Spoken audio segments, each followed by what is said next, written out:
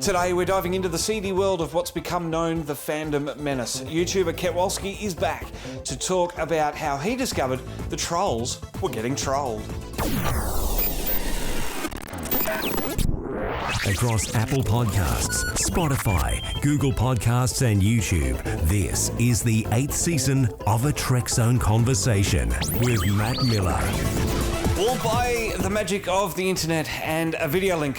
YouTuber Ketwolski joins me now. Mate, thank you very much for your time this morning. Thank you so much for having me on. I appreciate it. Now, last week, I watched your video last week about trolling the trolls and the Phantom Menace. Let's get started by that name, the Phantom Menace. Where did that come from?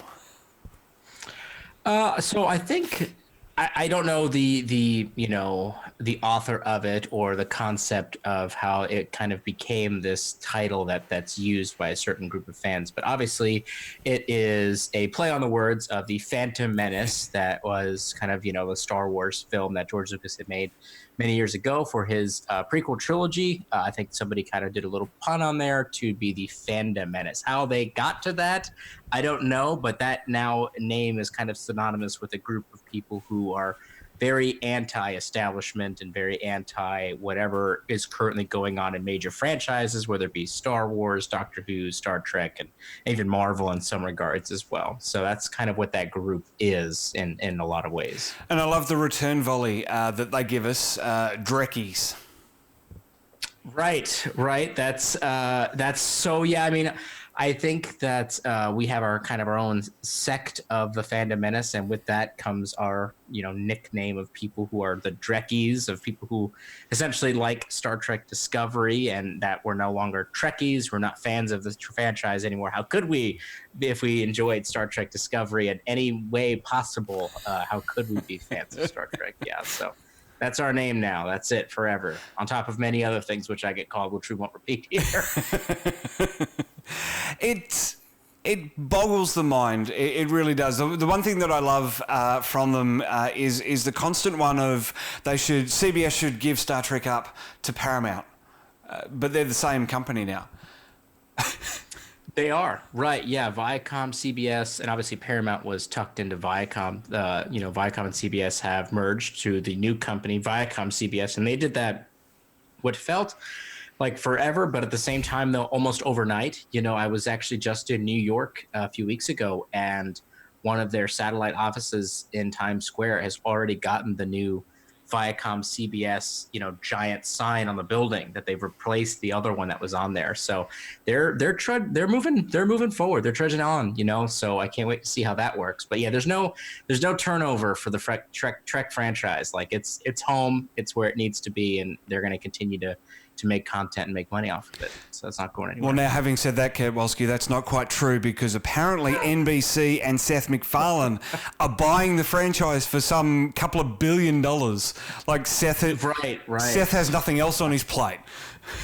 Right. Yes, instead of just doing a parody, he's going straight for a franchise, and he's just going to make Star Trek himself and own it himself. Obviously, that's a ridiculous concept, not to say like companies don't have those discussions or whatever. That's not my my implication there is that these things do happen. Of course these things happen, but the idea that after this massive remerger and everything is back all together again, that they're going to sell one of their largest franchises that they've ever had in the history of the company is absurd. It's absurd. Yeah. Which kind of led me to trying to dig into a little bit of that rumor. It kind of led me down kind of a specific path that I found myself landing at just last week. So it was a little bit of a rabbit warren for you, a rat's maze, if you will, of stuff to discover, and these rumors were just getting crazier and crazier. Things like Alex Kurtzman punching office walls because Doomcock had made another video. I was promising myself not to mention their names, but that one just takes the cake, and you have to mention it.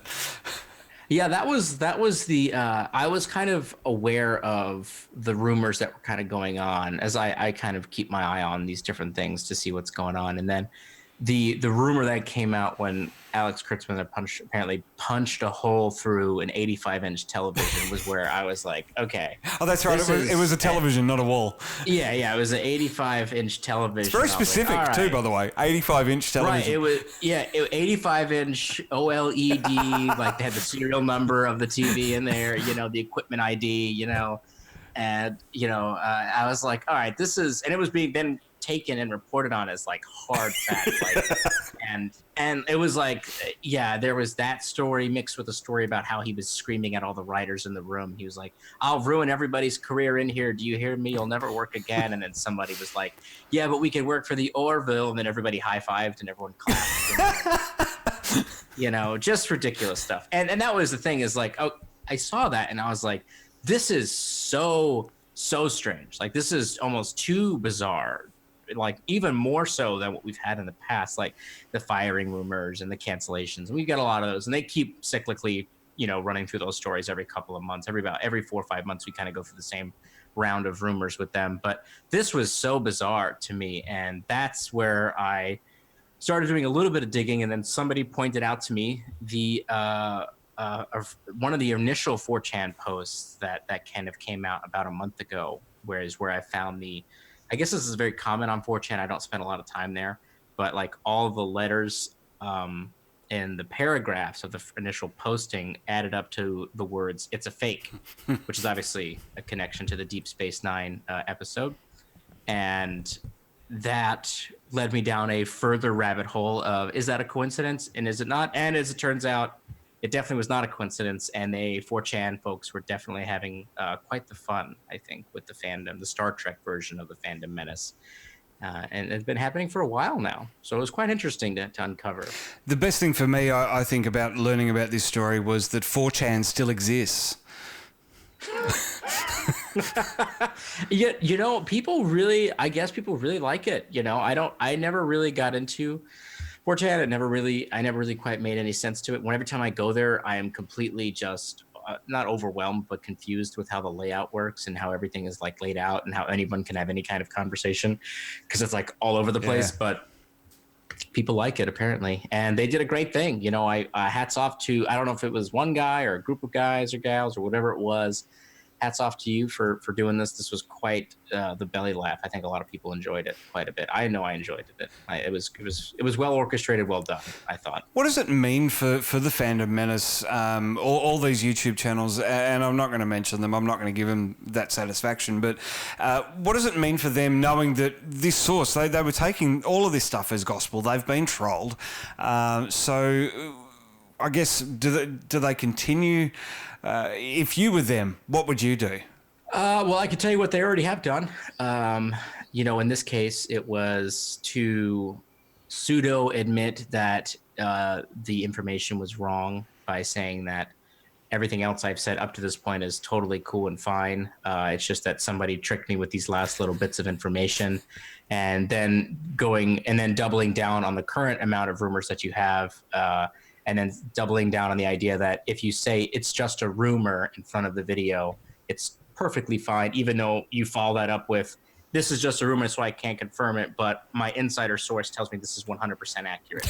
Yeah, they don't have any kind of, that doesn't register in their minds. And then personally attacks and all that stuff like that kind of follow after that, and then they just kind of move on, and they just start up a whole new news cycle of more nonsense. So for them, I think it just means that they have to be a little bit more careful with not lining anything up that they're saying to a 4chan post now. So hopefully this reduces some of their rumors and stuff like that they say, but it could also get worse because now they're going to be some of them may be forced to start making these things up, really just on the spot. And even more than they are now. Right, even more than they are now. So it may become even more outlandish, where, if there was no 4chan post connected to Kurtzman punching the TV, like I think that they still would have ran that story, if that makes sense. So so we'll see what happens. I don't know. We'll see what happens. Hopefully this helps, but I don't know. We'll see what happens. I'm just trying to imagine the ego trip at that YouTube channel when when they discover or when they read that Alex Kurtzman's punched an OLED television with a serial number.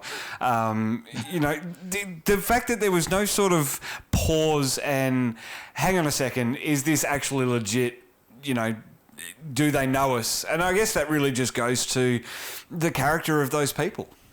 Well, I mean, it's and really, it just kind of goes down to the idea that it's not even that I'm not going to speak on anybody's behalf. I don't want to get inside their minds, but to me, it almost comes across as it's not even about like whether it's trying to find real information or passing off lies. It's just get whatever information that's out there that will get me the attention and the clicks and the views and essentially the money, and building up the notoriety and the fan base that I have. Like, even though I clearly pointed out that all of those things were all BS and they were all completely wrong, there are still plenty of people that follow those channels that will continue to support them no matter what, they don't even care about the fact that they were lied to. Doesn't even affect them, doesn't faze them at all.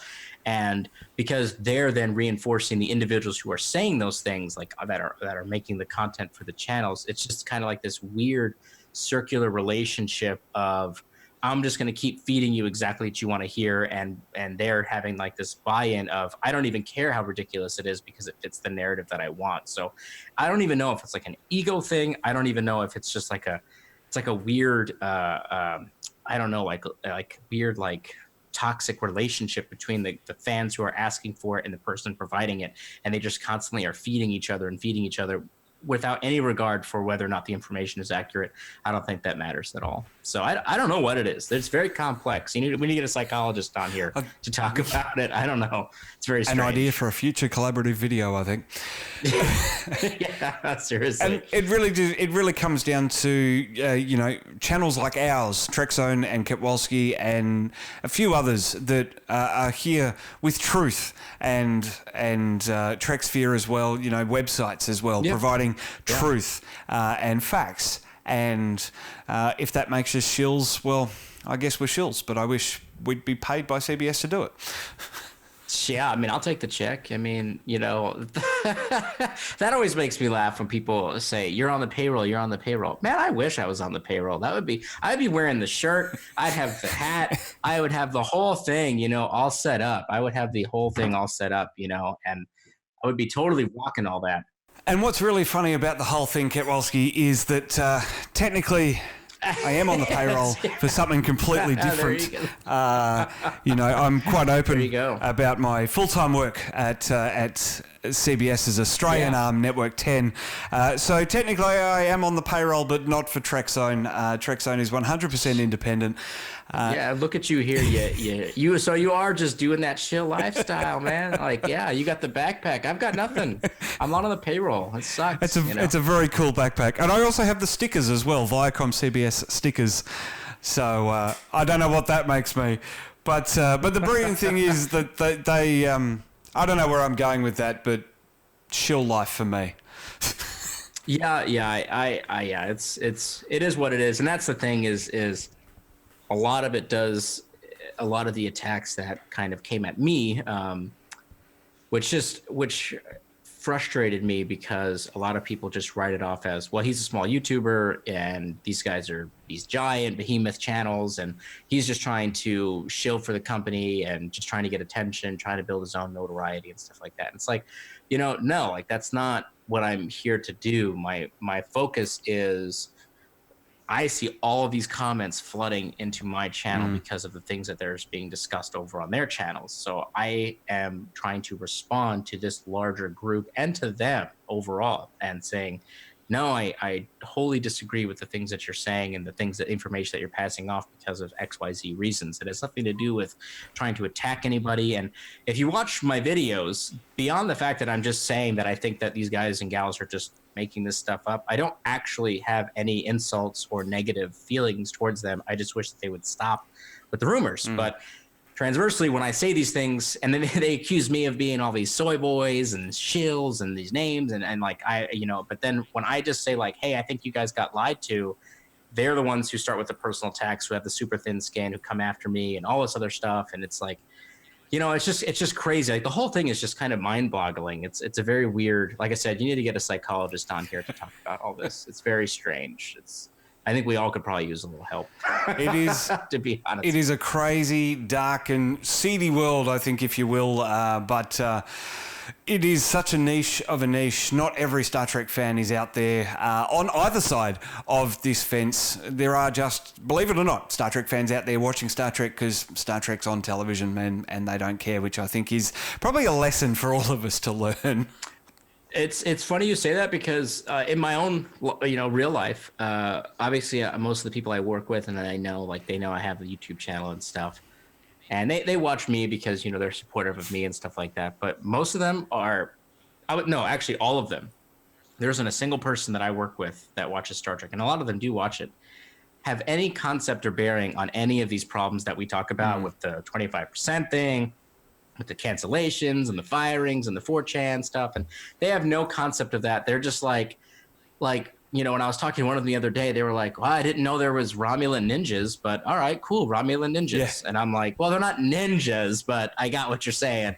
They don't really they have none of that matters. It's just that they're just watching a television show to them. And you're right to say the majority of fans, we're in a niche group. Like the majority of Star Trek fans honestly don't care about any of this stuff, which I guess kind of makes it into perspective, in some regards. Absolutely. Ketwolski, it is fun to dive into it nonetheless with you, the Phantom Menace, and next time something crops up, I think we'll get you back on the show to talk about it again. Sounds good. I appreciate you having me on.